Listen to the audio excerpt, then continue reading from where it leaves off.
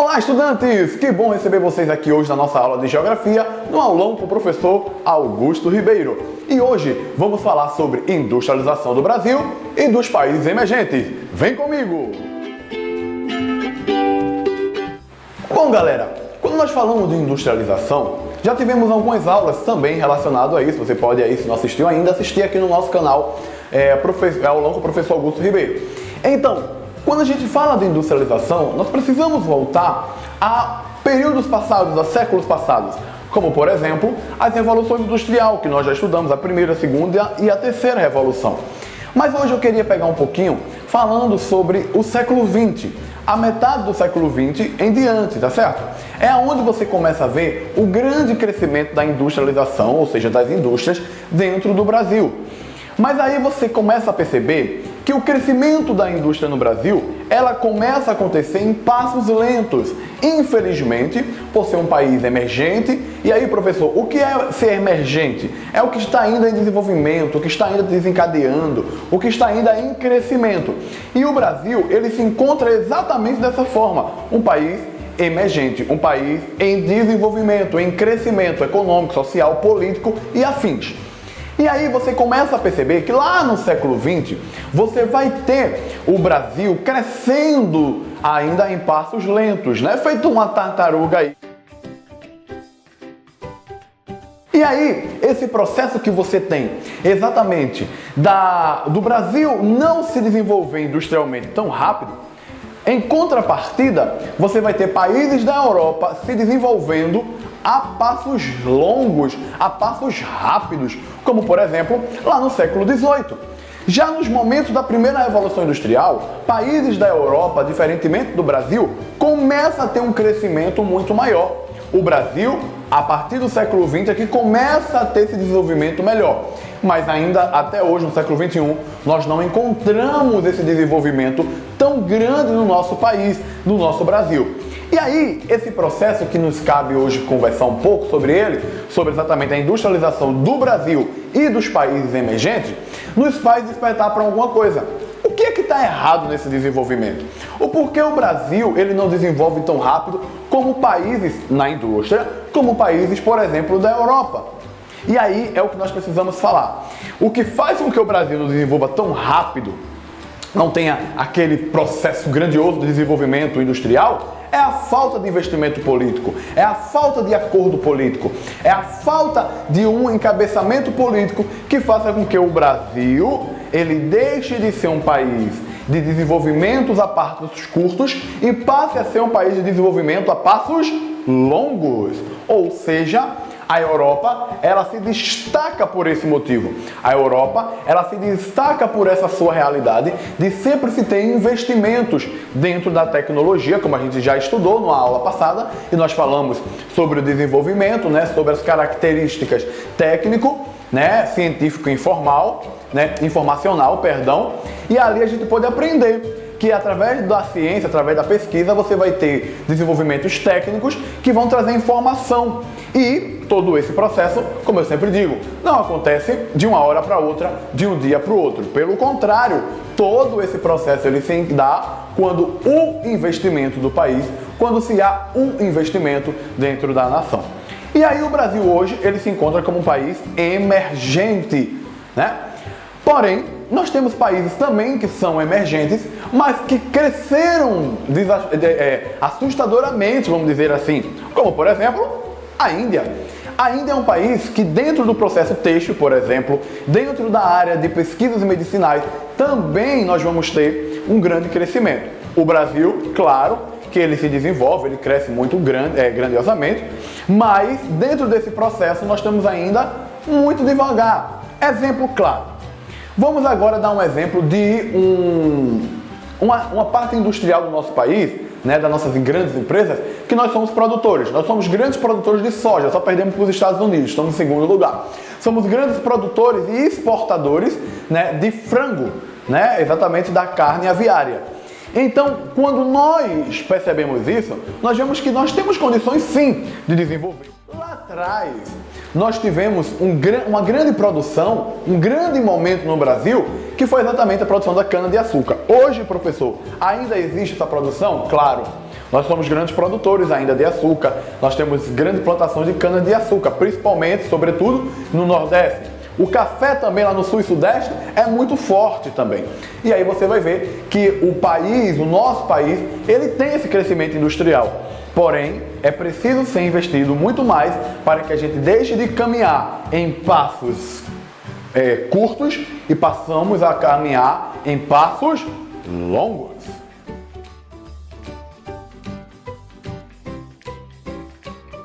Então, pessoal, vamos entender agora um processo bem interessante, o ciclo do café dentro da industrialização brasileira. Como eu falei agora há pouco, nós tivemos, né, um grande momento, né, do desenvolvimento do nosso café, e aí você pode perceber que dentro desse crescimento que nós tivemos dentro dos cafezais, na época lá, por exemplo, na época das capitanias e tal, até hoje ainda temos essa grande produção, né, essa grande vantagem, né, do Brasil ter essa grande produção de café.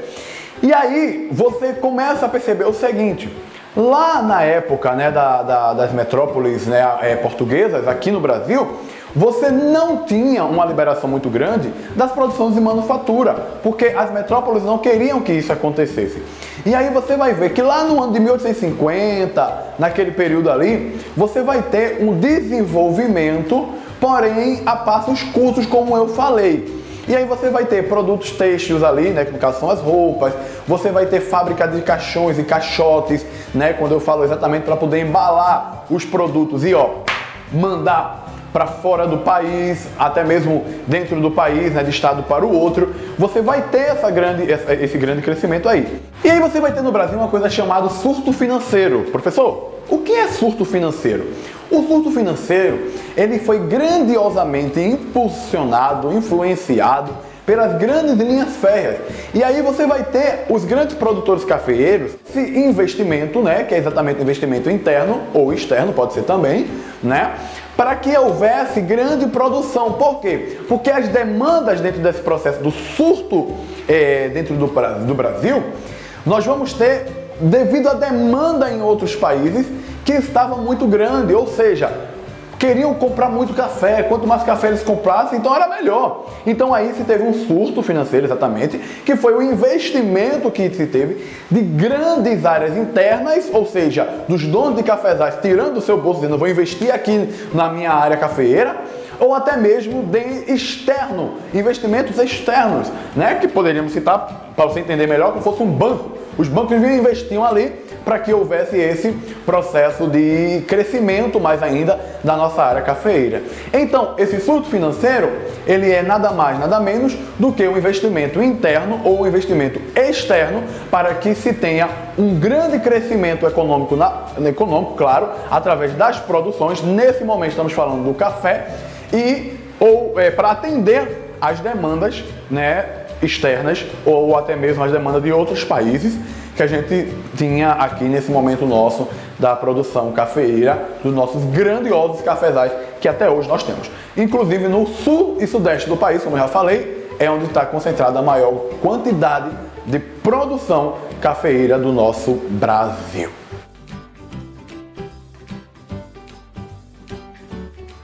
E aí, estudantes, está dando para entender? Está dando para ligar as ideias aí?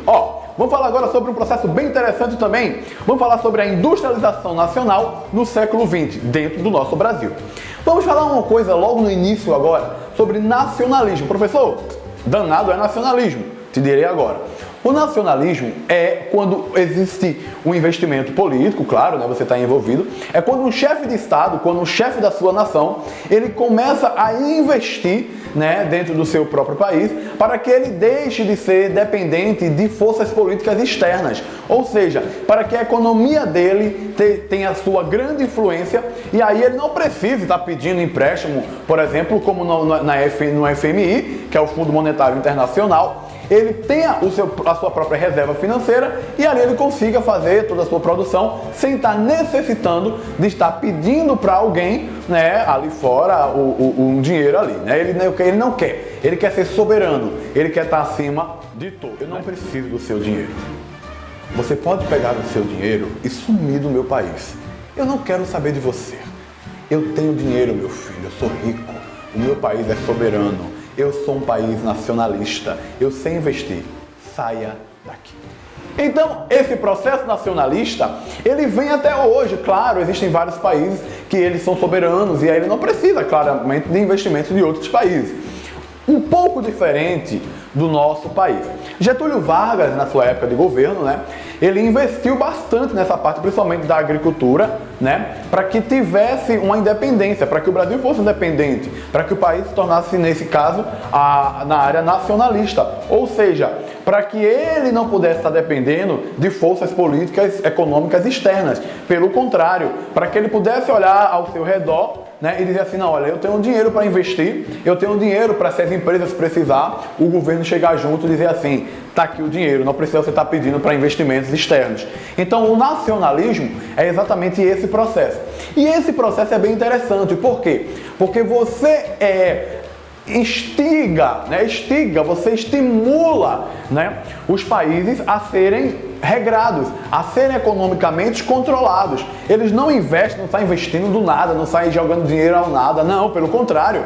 Ele consegue administrar bem o seu dinheiro, investir bem nos lugares corretos para que haja um desenvolvimento ali dentro do seu país. E aí você pode ter esse desenvolvimento através da área nacionalista, da soberania nacionalista, na área da agricultura, na área têxtil, na área aviária, na área de carnes bovinas, na área tecnológica e, sobretudo, na área industrial. Então, estudantes, vamos falar agora sobre transnacionais e modelo de industrialização dependente. Aí você pode dizer assim, professor, o que danado é isso? O que Augusto quer falar agora, hein? Augusto está querendo tirar onda com minha cara. Eu vou pesquisar isso agora para saber o que ele quer dizer. É muito simples. Quando nós falamos de transnacionais e modelos independentes, modelos de indústrias independentes, é simples. Você vai entender agora, como um melzinho na chupeta. Bem simples. O que é transnacional, Trans, algo que transcende, ou seja, que vai além, que sai de uma realidade e parte para outra, que sai de um lugar e vai para outra, ou seja, de transportar, E aí, se você está falando de transportar, transnacional é algo que sai de um país e vai para outro. Já matamos a primeira charada, a primeira dúvida. Vamos para a segunda agora. Augusto, o que é isso? Você tem grandes empresas como, por exemplo, eu gosto de usar muito ela, exemplo claríssimo, uma Coca-Cola, uma Unilever, uma McDonald's, uma Burger King, que são o quê? São empresas que elas não são brasileiras, mas elas estão instaladas dentro do Brasil. Então, quando a gente fala de transnacionalismo na área industrial e na área econômica, nós podemos dar um exemplo claríssimo sobre isso. Essas grandes empresas que eu citei agora para você, elas estão aqui no nosso país, mas a maior parte do seu investimento, do seu lucro, a maior parte do seu lucro, ela está não contida no país. Ela recebe, ganha do Brasil e esse dinheiro ela volta para o seu país de origem. O que é que acontece? Ela paga os impostos, ela paga os funcionários, ela faz todo aquele processo de pagamento que nós já sabemos. Mas o seu valor econômico não está no país. O Brasil, exemplo, ele está, por exemplo, nos Estados Unidos da América. O dinheiro sai daqui para lá, sai daqui para lá. Então, o que é que acontece? Quando nós falamos sobre esse processo de transnacionalismo, e aí nós precisamos falar também sobre a questão da industrialização dependente. Ou seja, o que é a industrialização dependente? É o que eu acabei de falar agora em outras palavras. Exemplo claro. A dependência, como já diz, é tudo aquilo que precisa de algo, de alguma coisa.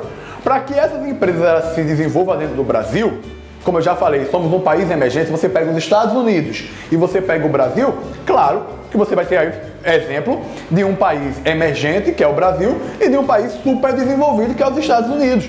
Então, como poderia um país desenvolvido ser dependente de um país subdesenvolvido? É claro que é o inverso. O Brasil depende economicamente, muitas vezes politicamente, dos Estados Unidos para se desenvolver. E aí esse processo de desenvolvimento gera uma dependência. Professor, como assim dependência? Simples. Nós precisamos muitas vezes de apoios estrangeiros para que as empresas no Brasil permaneçam firmes. Nós precisamos de investimentos tecnológicos, de investimentos econômicos, de investimentos políticos econômicos, políticos sociais, para que haja esse desenvolvimento dentro do nosso Brasil. Ou seja, não é fácil desenvolver uma empresa no país, não é fácil desenvolver uma empresa no Brasil, sobretudo de uma grande valia quando você tem empresas brasileiras crescendo e elas saindo daqui e indo para outros lugares, como por exemplo a Van, né? Nós temos a Van aí, que hoje ela é uma grande empresa dentro do país e eu tenho certeza que ela vai sair daqui e com toda certeza vai se desenvolver e vai lá para fora. Mas aí nós temos uma outra empresa muito grande aqui dentro desse sistema aí que nós estamos falando, né? Aviário, agrário ou até mesmo de outros processos aí que a gente já falando. Lembrei de uma empresa muito boa aqui agora também, que ela é muito grande, né? E aí é no setor mais de carne bovina, que é a Friboi, né? A Friboi, a JBS, né? Ali, ela tem todo esse processo de crescimento, ou seja, é brasileira, mas ela tem uma grande força fora do país. Por quê? Porque ela fornece. Por quê? Porque ela distribui. Por quê, professor? Porque ela consegue exportar, né, toda a sua carne bovina. E aí, essa empresa, ela não precisa, ela não depende totalmente de países de fora. Por quê? Porque nós aqui temos essa grande produção. Mas, sobretudo, na sua grande maioria, né, vamos dizer aí 70%, 80% das empresas brasileiras que vêm de fora, ela implanta aqui, ganha o dinheiro brasileiro, o nosso real, e esse valor não fica aqui. Esse dinheiro econômico não fica aqui. Essa parte econômica, ela é totalmente investida no seu país. Então é por isso que nós chamamos de transnacionalismo e totalmente a industrialização, sobretudo a sua dependência. Países, empresa, dependência. Ou seja, o país, ele pega a sua empresa, coloca em um outro país e aquele país, ele depende, aquela empresa naquele país depende da sua matriz. Ou seja, Brasil, McDonald's está aqui, tá, mas ela não é, ela é americana. Então ela depende de todo um processo americano, norte-americano nesse caso, né, perdão, para que se possa ter esse desenvolvimento. Claro, como eu falei, por exemplo, a Burger King, que é uma outra empresa também estadunidense, né? Que está lá nos Estados Unidos e que é implantado aqui. E, logicamente, que os estadunidenses, eles são muito espertos. Eles conseguem, de fato, fazer com que os países apaixonem-se por esse material que eles produzem, como, por exemplo, a Coca-Cola, e eles conseguem implantar dentro da nossa cabecinha, né? Que nós dependemos totalmente daquele produto ali, sem ele a gente não consegue viver, né? Eu não consigo viver sem meu hambúrguer. Eu não consigo viver sem minha Coca-Cola. Se eu passar um dia sem Coca, se eu passar um dia sem hambúrguer, eu morro. Isso é estratégico, claro. Gera uma dependência em você e você para dizer assim, caramba, eu preciso comprar. Muitas vezes você passa na frente da loja, você não está nem querendo, mas só o cheirinho do hambúrguer, né? Aquele hambúrguer gostoso da McDonald's ali, para quem gosta da Burger.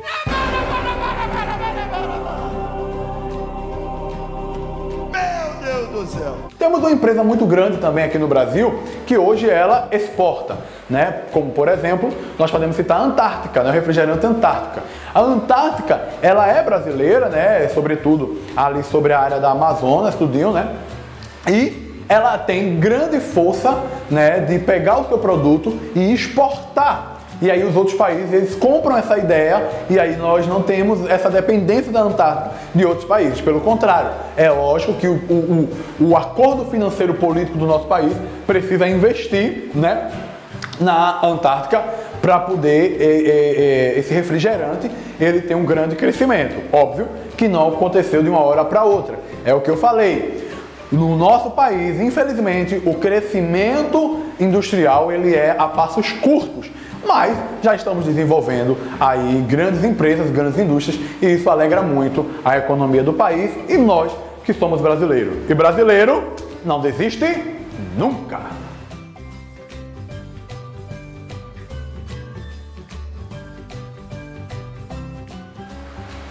Hello, estudantes! Vamos falar agora sobre descentralização industrial e de polos tecnológicos. Essa é uma parte que eu gosto muito de falar. Por quê? Existe uma coisa logo no início que eu preciso que você aprenda aí de cara logo. Aprenda logo. Coloque logo aí no caderno, anote, escreva, grave, tire foto, faça o que você quiser. mas aprenda isso que eu vou falar para você. Existe um nome bem fácil, porém um pouco complexo para a gente entender, mas a gente vai entender agora no decorrer.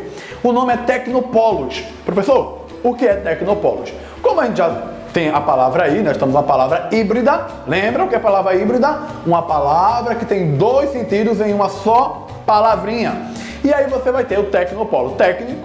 Tecno, que é exatamente de tecnologia, e polo, que é exatamente de lugar, de estrutura, de local, né? Então você vai ter a tecnologia do local, a tecnologia dentro da área onde você está ali.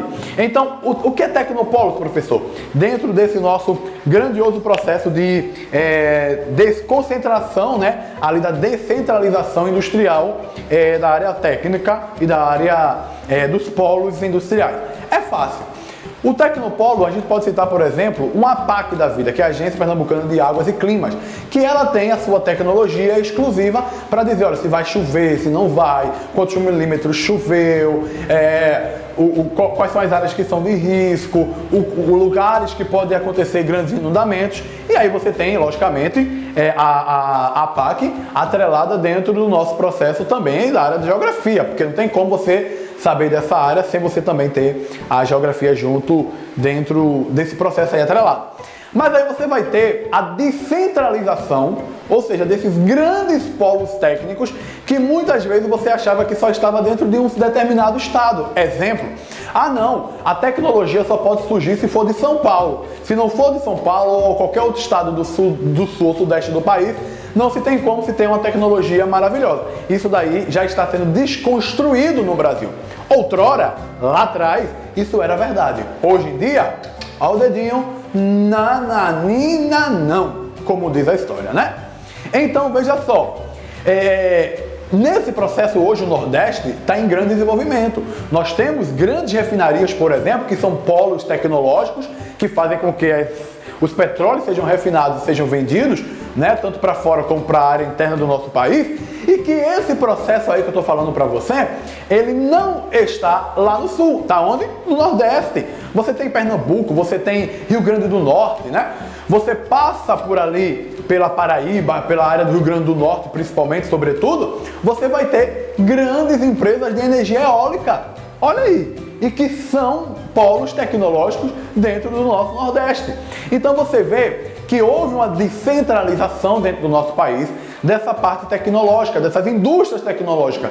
Você vê que as empresas hoje, as indústrias hoje, ela consegue não apenas ficar bitolada ou apenas fechada ao sul e ao sudeste do país. Pelo contrário, hoje você vai ter as grandes empresas também no norte do país, como também no nordeste. Caso bem assim para a gente entender, é a Zona Franca de Manaus. Professor, o que é a Zona Franca de Manaus? Dá uma olhada aí nessa imagem que eu estou te mostrando agora. É esse grande polo industrial aí que você está vendo na imagem. Vamos voltar aqui.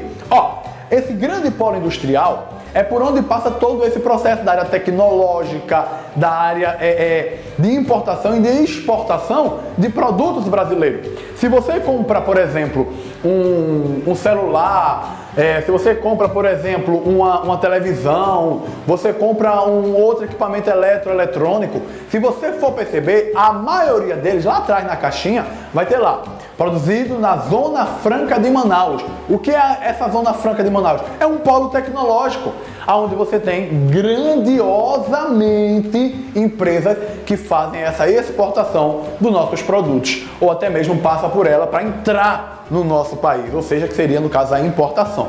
No Recife, lá em Pernambuco, nós vamos ter um local muito grandioso de polo tecnológico, que é exatamente o Porto Digital do Recife. Gente, para quem não conheceu ainda, tem a oportunidade de conhecer. Pega aí teu avião onde você está assistindo, se você está assistindo de Recife mesmo, da região metropolitana, pega aí teu Uber, o ônibus, táxi, vai de carro mesmo, vai andando, vai a pé, vai de bicicleta.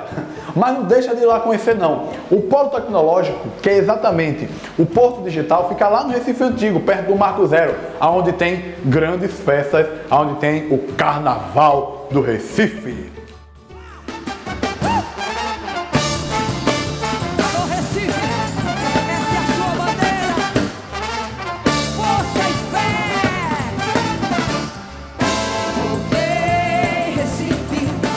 Saudade que me trouxe pelo braço.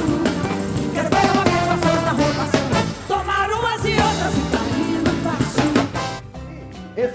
polo tecnológico, que é exatamente o Porto Digital, é muito interessante, porque lá são desenvolvidos grandiosos projetos de máquinas, às vezes até mesmo em 3D, né? Aquelas máquinas hoje que a gente vê, que a galera bota lá, digita lá um negócio, e aí daqui a pouco já sai todo o material pronto, né?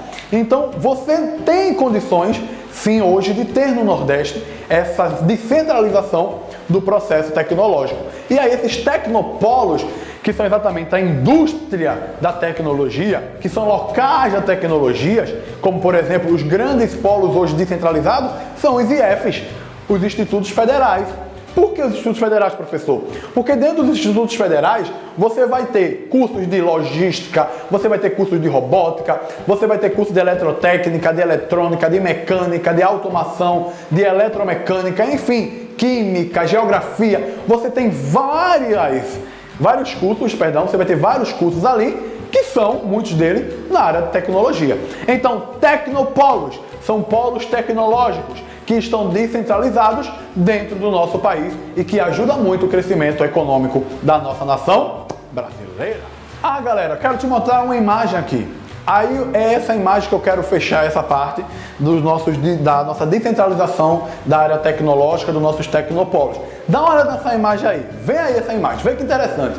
Olha esses dados aí, veja que dados hoje nós temos da distribuição dos tecnopolos por região. Essa imagem aí de 2014, claro, temos aí, né, em torno de alguns anos já, né, dessa imagem, claro, mais de 6 anos de imagem, mas que nos ajuda bastante a gente entender. E aí você percebe que você tem aí, ó, a região norte com 5,3% dos tecnopolos, a região nordeste com 7,5%, já é um grande crescimento para o nordeste, como eu falei. O centro-oeste do nosso país, que é exatamente aquela área lá de cima, né, do Mato Grosso do Sul, você vai ter o centro-oeste aí com 8,5% e, obviamente, você vai ter o sul do país com 37,2% e você vai ter o sudeste do país com 41,5%.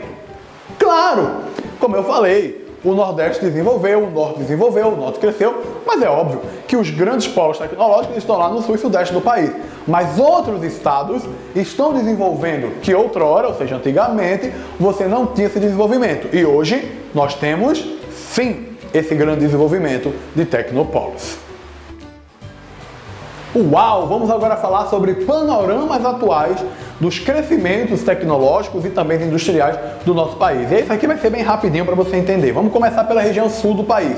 Lá na região sul do país, você vai ter um grande investimento tecnológico, você vai ter um grande investimento de fábricas, claramente de empresas, mas você vai ter lá a parte mais voltada para a área agrícola, ou seja, você vai ter grandes produções de soja, você vai ter grandes produções de vinhos lá no sul do país, no sul do nosso Brasilzão aí, né? Vamos subir agora, vamos para o sudeste. Sudeste, gente, é uma imensidão de coisas, né? Mas vamos citar aqui coisas bem rápidas, como, por exemplo, a parte mais robótica da coisa. Fabricações de carros, fabricações de celulares e dentre outros produtos que nós vamos ter lá em cima no nosso sudeste do país. Aí você vai ter ali o sudeste, quando eu falo sudeste, vamos lembrar, tá? São Paulo, Rio de Janeiro, Espírito Santo, Minas Gerais. Quando eu falei do sul, eu falei de Rio Grande do Sul, Paraná, Santa Catarina. Beleza? Aí agora vamos para o Nordeste. Aí, gente, o Nordeste, a gente vai ter aí uma imensidão de produção, como por exemplo, cana-de-açúcar. Você vai ter refinarias, como eu falei já, a parte de desenvolvimento dentro do processo de energia eólica, que eu já falei aqui um pouquinho anteriormente, né? E aí você vai ter os 9 estados aí do Nordeste tendo esse grande desenvolvimento. Sobretudo aí que, né, se destaca muito mais, é claro que é Bahia, Pernambuco, Rio Grande do Norte, são grandes destaques aí dentro dessa área de avanço tecnológico, dentro desse nosso processo do panorama atual das indústrias dentro do país, que é um país emergente, né? Aí você vai lá para o norte. Lá no norte, você, como eu falei, você vai ter a Zona Franca de Manaus. E aí você vai ter uma grande área extrativista, né? Você vai ter grandes produções ali da área de açaí, cupuaçu e dentre outros ali. Mas a Zona Franca de Manaus é o que chama mais atenção naquela nossa região ali, né?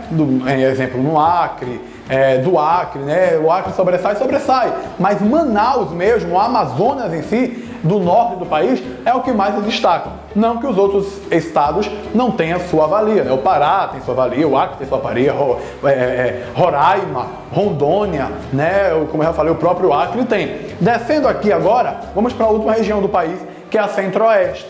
E aí você vai ter o Centro-Oeste do nosso país, aí, né, com grande desenvolvimento, porém, você vai ter ali também a área agrícola do nosso país e também a parte mais de bois, de aves, né? Como por exemplo Goiás. Goiás é grande produtor de carne, você vai ter grandes frigoríficos em Goiás, né? Você vai ter ali Lucas do Rio Verde, né? Eu estou falando isso na região do nosso centro-oeste do país, tá bom? E aí você vai ter grandes empresas ali se concentrando e tendo esse desenvolvimento, né, na área de carnes, né, bovinas e de carnes aviárias, né, no caso seria aí os bois, os frangos, que são ali grandes produtores, grandes fazendas você tem ali naquela área. Então, a gente analisou agora as 5 regiões e cada região com uma área diferenciada. Algumas repetem, né, obviamente as suas produções, mas sobretudo você vai ter em cada área, como eu falei aqui agora, momentos diferentes e produções também diferentes. Vamos falar agora de um bicho bem interessante. Opa, bicho, professor? Que é isso? Estamos falando por acaso de biologia para tentar começar a trabalhar sobre bicho aqui agora? Não. Vamos falar sobre tigres asiáticos. Que é isso, professor? De novo me confundindo? Não. Os tigres asiáticos são países que são, logicamente, como já diz a própria palavra, tigres da asiático, ou seja, países que são da Ásia, que eles se juntaram para desenvolver economicamente o seu país, ou seja, para que as produções não parassem. E aí você vai ter, ali nos países asiáticos, países que se juntaram e disseram assim, olha, vamos desenvolver a nossa região, vamos desenvolver aqui o nosso continente, vamos mostrar que o continente asiático é um continente que pode ter força, que pode ter poder, que pode ter moral para poder se desenvolver. E aí você vai ter os tigres asiáticos, né, com grandes produções, por exemplo, ali dos trigos, né, daquela região. E aí você vai ter os países asiáticos, como por exemplo Singapura. Singapura, grande país desenvolvedor. Vários países ali daquela região asiática que se juntaram e formaram exatamente tigre asiático. Aí você diz assim, professor, e por que escolheram esse nome? Por que usaram o nome tigre para poder colocar nesse grupo aí de desenvolvimento econômico?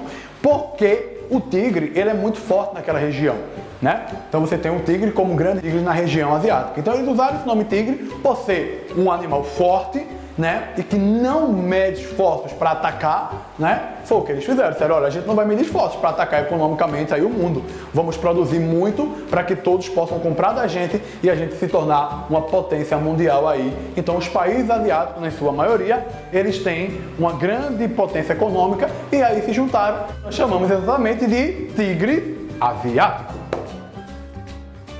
E aí, estudantes, espero que vocês tenham gostado, que vocês tenham aproveitado bastante essa aula. Se você gostou dessa aula, compartilha com seus amigos, se inscreve no nosso canal, dá o seu like aí para fortalecer o nosso canal aqui e a gente poder ter mais conteúdos e mais conhecimentos, tá bom? Eu sou o professor Augusto Ribeiro e foi um prazer muito grande estar com você, tá bom? Eu espero você na próxima aula. Não falte, tá bom? Valeu, galera, muito obrigado, fui!